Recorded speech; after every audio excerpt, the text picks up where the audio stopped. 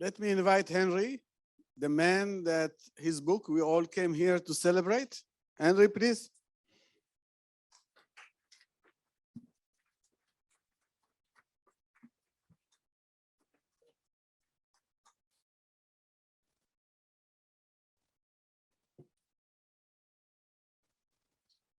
Well, I can truly say it's great to be here, especially today. To sit in a large auditorium and hear people say nice things about you all day is something I recommend to you all. And I think you got to get to know Zohar to get it. But it's worth it. It's absolutely worth it.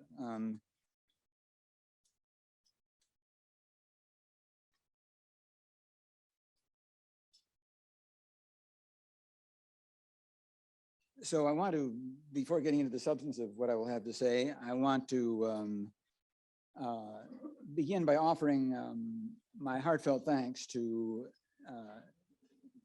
the many people who are, most of them are in this room, who have made today possible.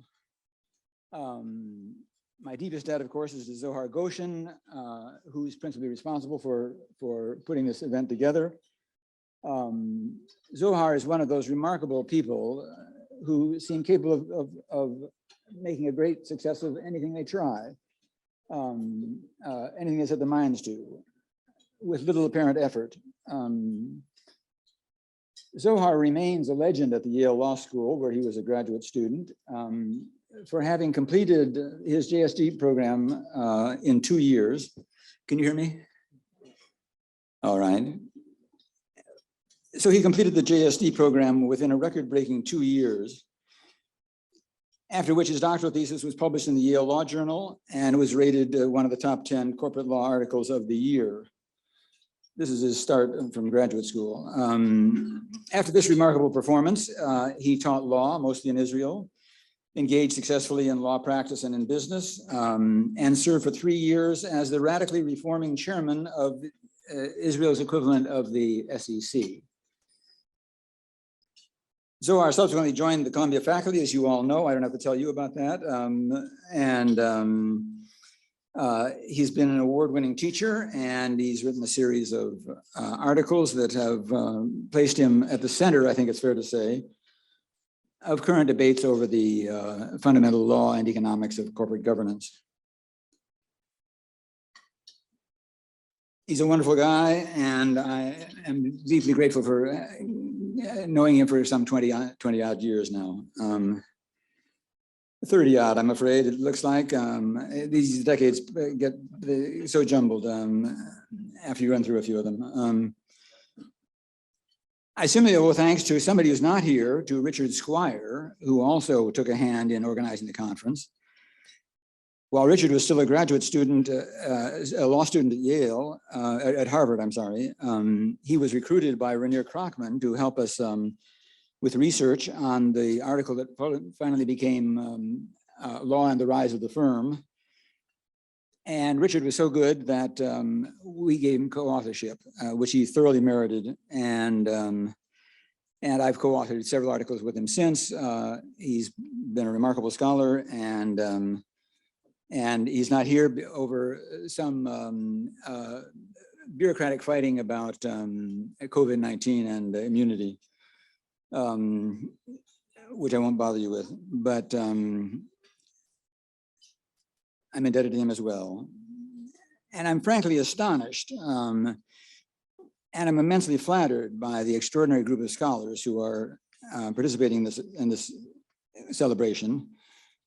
You're all persons whom I admire as scholars, and many of you I've long had viewed as valued friends. I realize full well that, especially in this year of the plague, you have other things to do with your time. I'm grateful to you all, and I'm especially grateful to Oliver Hart and Bengt Holmstrom, who have taught us so much about contracts and organizations,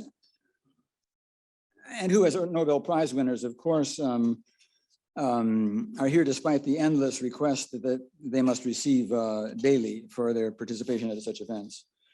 I'm deeply flattered and deeply grateful for their participation here.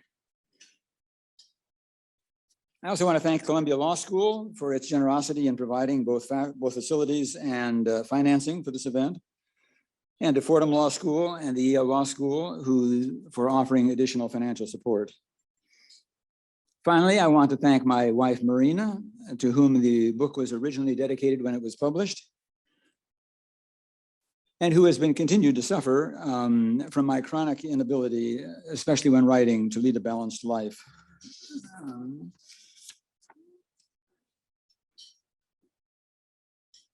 I want to offer here a few substantive observations about the book that's the nominal focus of this conference today.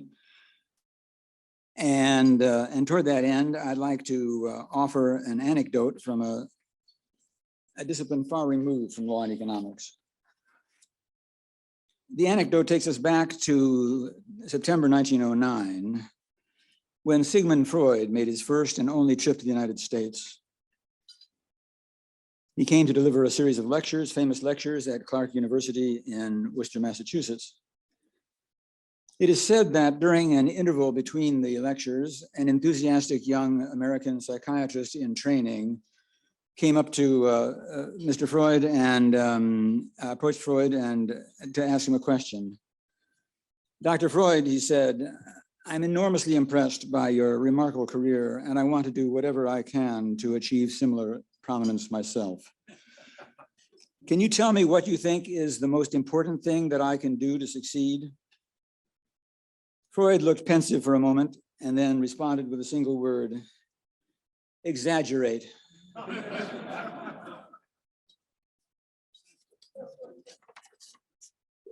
Now, we don't know whether the young doctor followed this advice or not, but I, for one, have always kept it in mind.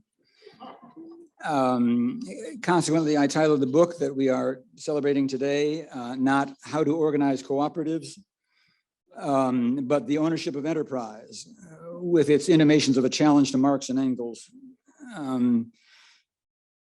I have, moreover, and often with the complicity of my modest but brilliant co-author, Rainier Krochman, given to articles such sweeping titles as Toward Unlimited Shareholder Liability for Corporate Torts, Law and the Rise of the Firm, of course, Corporation and Contract, The Essential Role of Organizational Law, and most conspicuously, as we've noted today, The End of History for Corporate Law. With presumptuous titles like these, one needn't, of course, worry too much about the content of the articles, because few people read them. They get cited principally for their, as we suggested earlier, for their titles alone. In any event, as I fade into retirement, I haven't lost sight of Sigmund Freud's advice.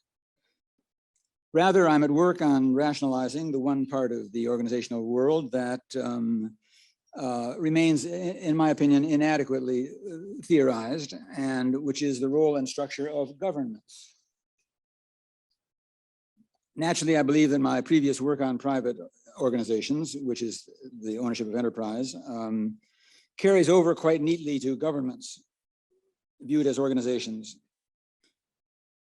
In fact, governments are one of the two forms of organization that are natural applications of the broad theory of organization offered in my book, but that were not treated in my book, that I foolishly left out. One was stock markets.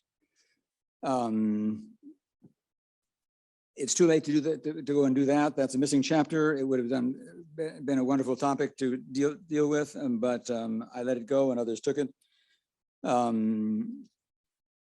Including Oliver Hart and John Moore, who wrote an important article on the organization of stock markets.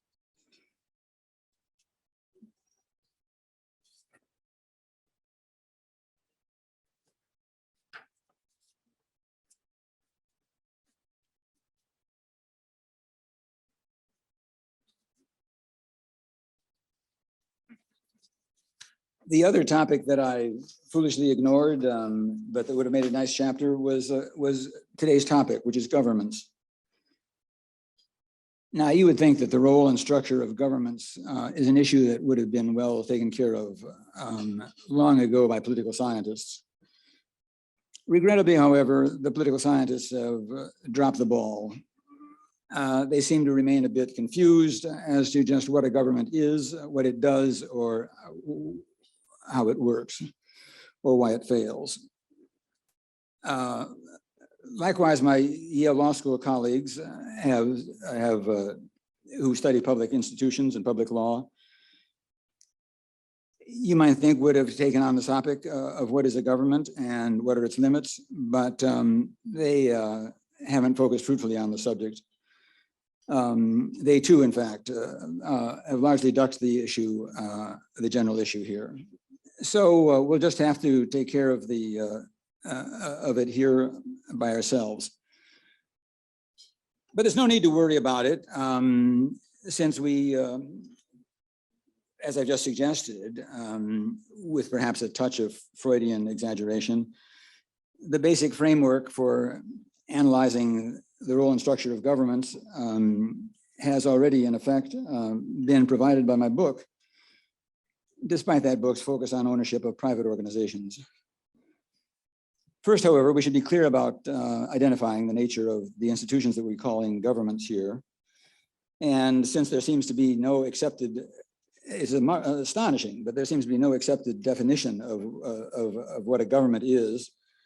How do political scientists survive? Well, anyway, we have to make up a definition. So I offer the following one. A government, or more specifically, what we might term a classic or territorial government, is an organization that is associated with a defined geographic territory to which residents or property owners, whom we will call members together, it's an organization associated with a territory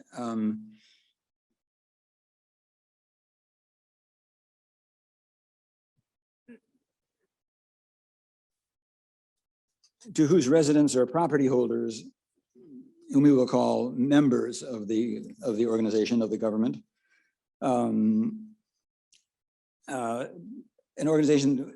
So a government is an organization that has the authority to provide one or more kinds of service to persons who reside in a given geographic area, and which has, that is, the government has the authority not only to provide these services, but to charge for them, and to assess the members of the territory for the expense of providing the service. The organization's authority to levy assessments for its services generally comes from a higher level of government, but may alternatively come from force or custom. In my book, the general argument is, of course, that ownership of the firm is typically placed in the hands of one or another class of the firm's suppliers or customers as a means of reducing the firm's incentive to take advantage of serious imperfections in the contracting process that disadvantage the members of the class of counterparties. The first and most common of these impediments to efficient contracting is asymmetric information, which is an important part of the rationale for giving ownership to investors of capital, as we have noted. The second common impediment to efficient contracting is a monopoly. And a quick glance at the services commonly provided by governments seems to rule out asymmetric information as the principal problem, and that is solved by organizing the provider or the service as a government.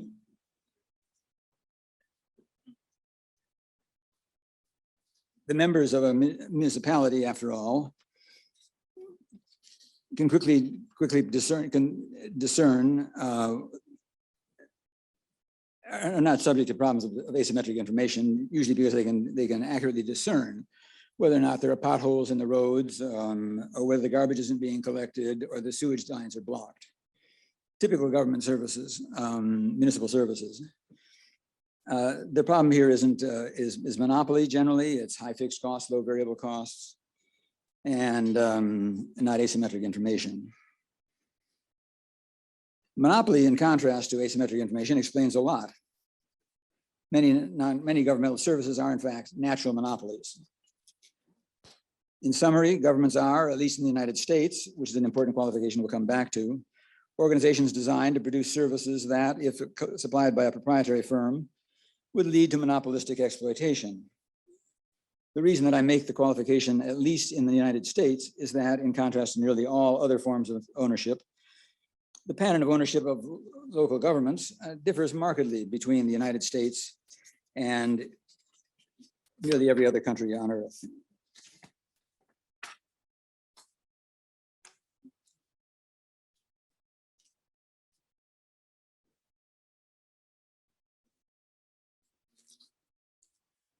Pardon my shifting around here.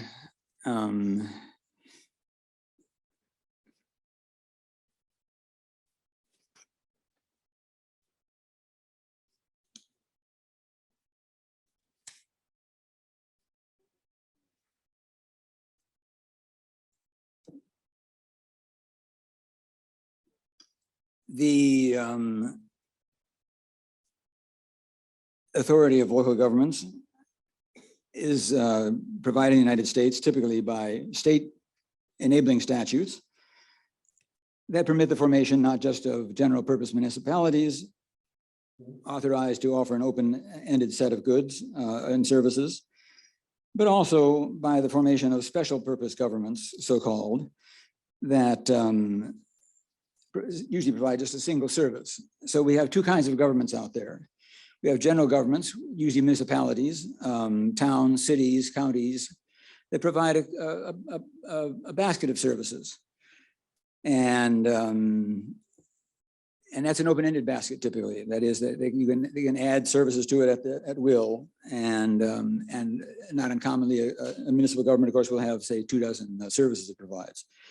They could be utilities, electricity, gas, water, sewage. They could be schooling, primary and secondary education. They could be fire, police, road maintenance, adjudication of minor disputes, rules for comportment and the streets and in driving and such as that. So we have municipal governments that are multi-purpose, and then we find what I would term single purpose governments. These are, as I say, commonly called special assessment districts, or simply special districts, as well as special purpose governments, or sometimes single purpose governments. But in any case, they are de facto almost all single purpose. Some numbers here: there are roughly 50,000 municipalities, 40,000 municipalities in the United States. There are 50,000 of these special purpose governments out there, for a total of 90,000 local governments. It's these we're trying to explain. I'm not going to try to explain the nation state.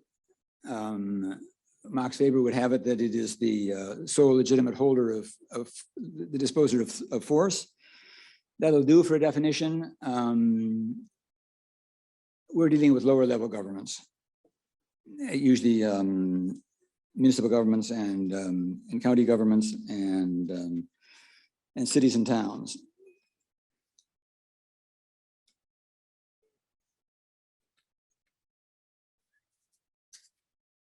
The typical structure that we see out there is that a state, for example, let's look in the United States, a state is broken up into municipalities, each of which has a territory as a part of the state as its territory.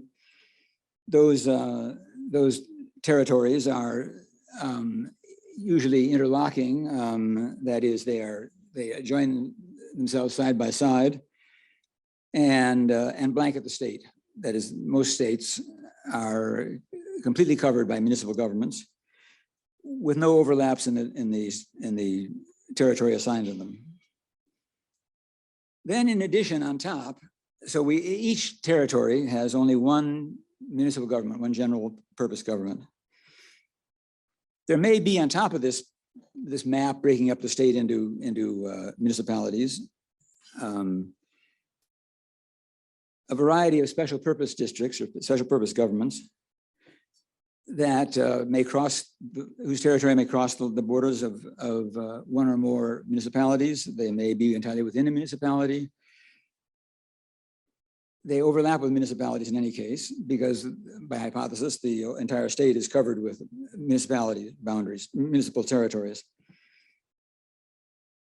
So we have this accumulation of two kinds of governments out there in the United States, the general purpose governments, municipalities, towns, and so forth, and special purpose governments.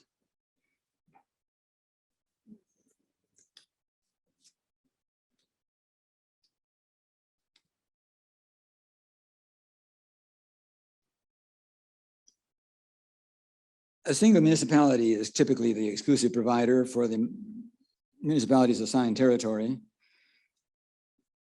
of the services that the municipality provides. This means that the municipality is a species of conglomerate. A species of conglomerate because it offers many services at one time, many different services. And this is striking because the conglomerate form is a form that economic analysis has viewed pretty much askance, very skeptically, since at least as it's developed in the business sector. And it's a form that fell from grace in the 1970s and has never recovered. But it lives on, the conglomerate lives on in public provision of services.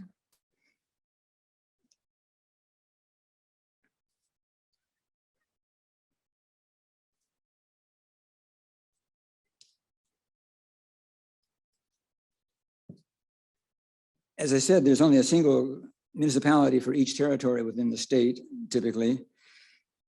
One has to wonder why that is the case. Why not have two municipalities that cover the same territory? One of them provides a subset of the services that are usually provided by a government. It offers maybe utilities, it offers electricity, gas, sewage, maybe roads. And then we have another municipality associated with the same territory that does other services, that does maybe education, maybe community college in that line, that may do adjudication of disputes or ordinances concerning local order. It may be responsible for producing those. May do swimming pools and parks and who knows what. Why do we always have a single monopoly provider of services in each state? Why are municipalities, do you have any given territory, just one municipality and not two or three or four, each with a little subset of the conventional services provided by urban governments? Well, I leave that to be speculated about. I will say a few things, but I'm not going to solve the problem tonight.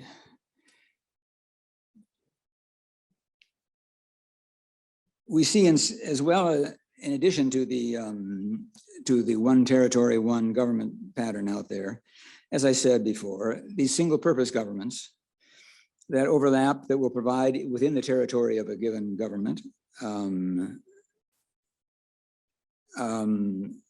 maybe electricity, maybe gas, maybe police, maybe park administration, maybe mosquito abatement, maybe one of any of a large list of things that a government can do. And these special purpose governments provide only one of those services, usually not in competition with the local municipality, but the local municipality cedes to the authority of the special purpose government, which is the sole supplier for its own affiliated territory.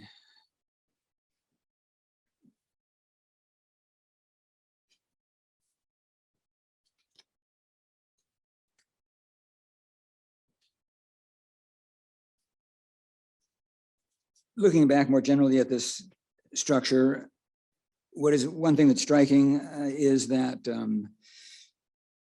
We have organizations, we have governments that provide a single purpose, provide a single service. And we have governments that provide an open-ended batch of services, often a couple dozen services. We don't have anything in between. There are no 3 or 4 purpose governments in America, much less 2 or 3 that divide up providing services for a territory, as we discussed before. Why not any 2 or 3 or 4 purpose governments out there? There, I do think I have an answer, and it won't surprise you that it has to do with the cost of collective decision making.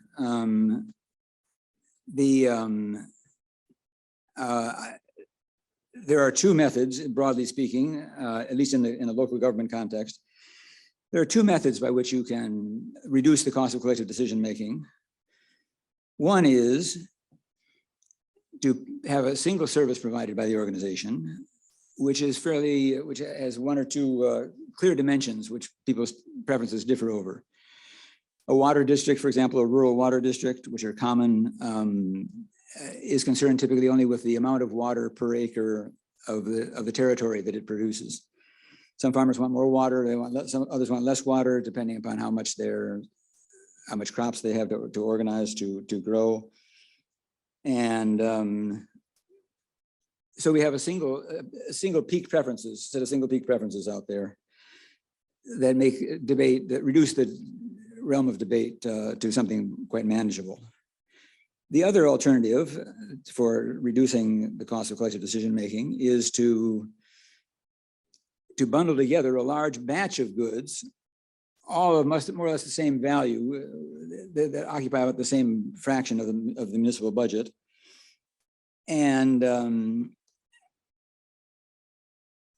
by collecting together all these services into a single government with a single governing set of governing instruments, city council, whatever, one can hope that you can essentially homogenize the interests of the members of the electorate by giving them a strong interest they may have a strong interest in one particular service, in garbage collection or the park service or something like that. But if they are forced to patronize a municipality that produces 25 different services, in addition to the ones that these people are interested in, maybe they'll be interested principally in just having a competent city government out there that is honest and well-informed. That is, by bundling together a lot of services, you create an interest, a shared interest among all the members of the electorate in having that bundle of services managed well. And good management may substitute for getting a lot of a particular kind of service.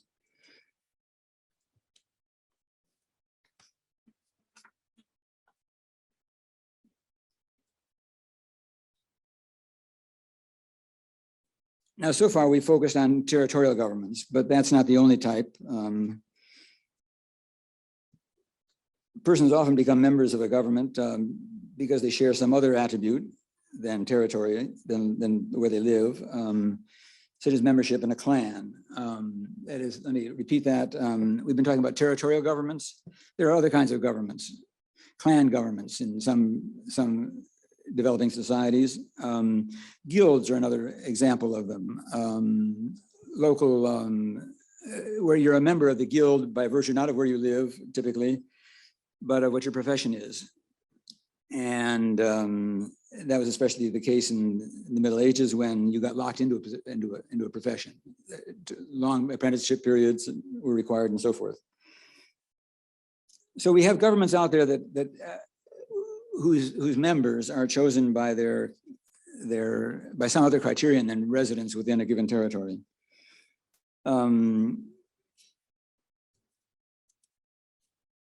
As I said, in the Middle Ages, guilds were an important part of the governance structure of European municipalities. They seem to have been especially influential in cities with weak general purpose governments.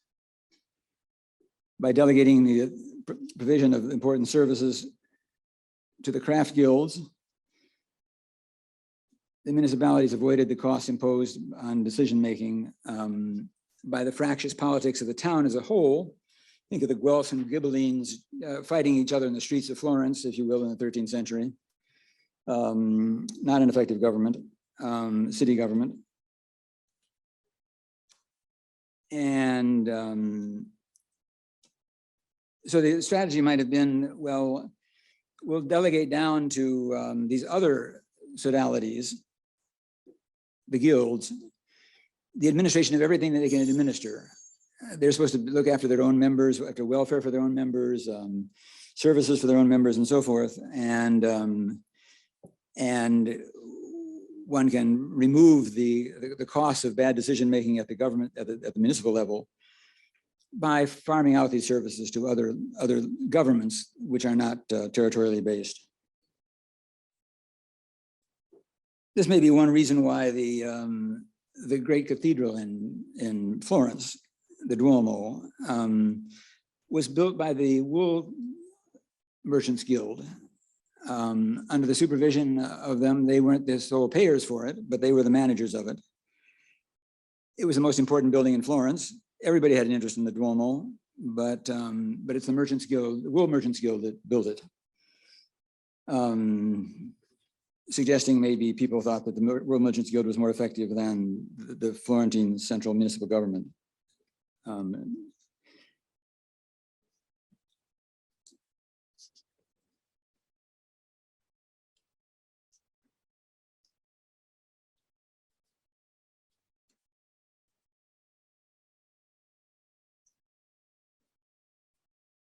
So far, I've spoken of governments as organizational forms to protect their membership from monopolistic exploitation.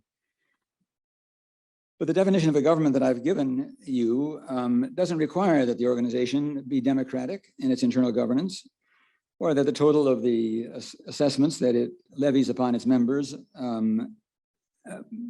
must be closely tied to the costs of the services that it provides. That is, there's nothing in the definition of a government that I provided you that requires they not profiteer by extracting rents out of the members of the territory.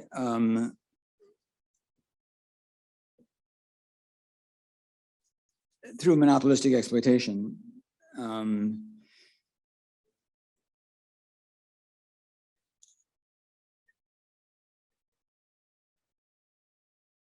So this means that the government itself might act as an exploitative monopolist and turn the tables from what we're used to talking about here.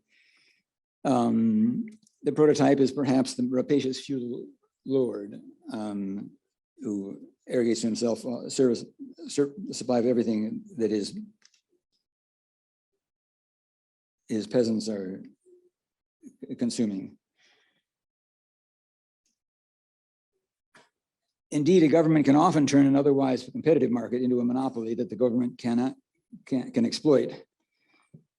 State monopolies controlling the supply of salt and tobacco are familiar examples. And China still runs a tobacco monopoly, I believe, as a major source of revenue for the state.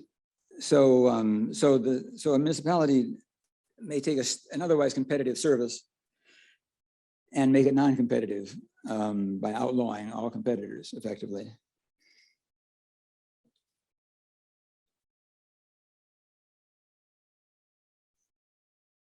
These competing uses for local government are perhaps less conspicuous in the United States because among developed nations in the world, the United States is almost unique, is unique, I believe, in its imposition of democratic structures upon municipalities and SPGs and special purpose governments, no matter how small they are. That is, American law governing municipal governments,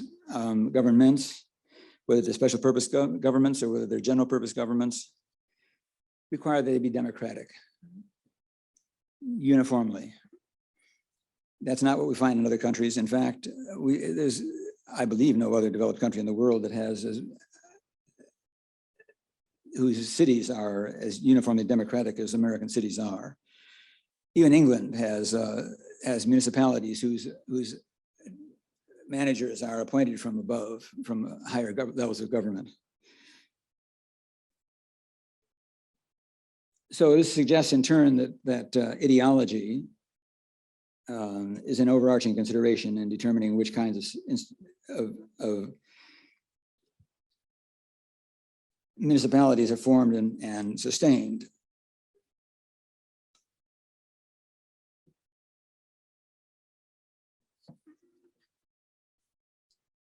Pardon me for being slow here.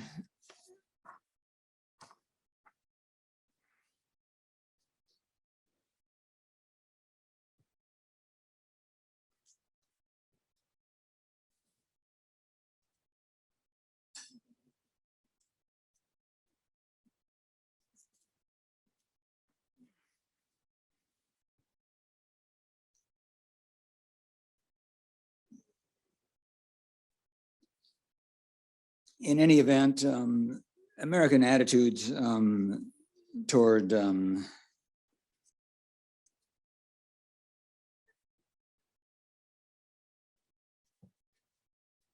these attributes, the fact that a monopoly, that a government service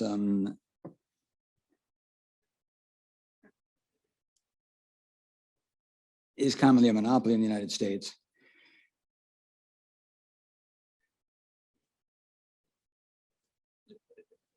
suggests that survivorship alone among American institutions, which I have long employed in my work as the test of what is efficient, that is that what survives among organizations in the long term must be efficient, may be a dubious means of testing the efficiency of enterprise forms. That is, if I look around the United States and I see what survives in the way of municipal governments, the fact that all our municipal governments are democratic in form means that I don't have a good sample of the world's institutions out here. We can't extrapolate from the United States to other countries very easily because the same forces of selection won't operate there. So this suggests a little caution in drawing conclusions about the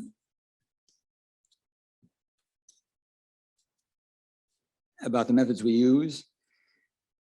And so I may be reaching the limits of my ability to exaggerate the power of the theories I've developed in my earlier days. But I happily leave the field of comparative institutional analysis to the younger generations among you, who would surely devise better methodologies for the work. Well, I haven't quite wrapped up municipalities for you here, local governments, but I hope I've showed you at least some of the odd boundaries of the organizations. And I hope that I've thrown some questions into what we otherwise take for granted, which is that there will be one city government and it will be democratically elected and so forth. There are lots of other topics we could look at here. Should we allow incorporation of municipalities, special purpose governments as of right? Why not have free enterprise in local governments? You set it up, you have under an enabling statute and you're home free. Should city governments be nonprofit? Why don't we have organizations providing ordinary local services that are nonprofit rather than territorial co-ops? It's hard to understand.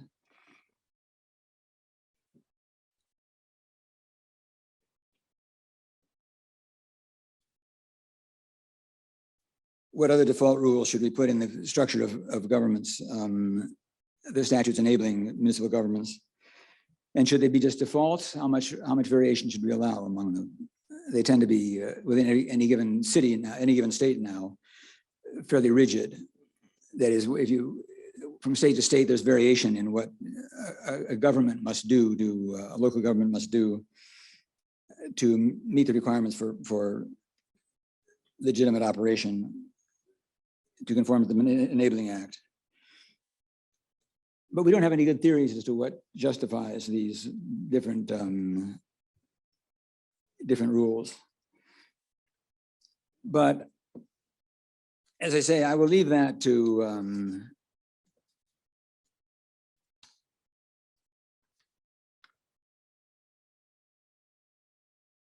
I'll leave that to younger scholars to take on.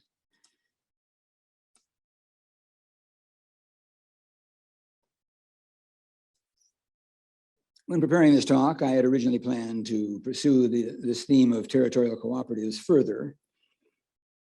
But it's been a long day, and I want to leave you all with some energy to continue on tomorrow, and so I can learn some more from you, and so I can hear some more praise.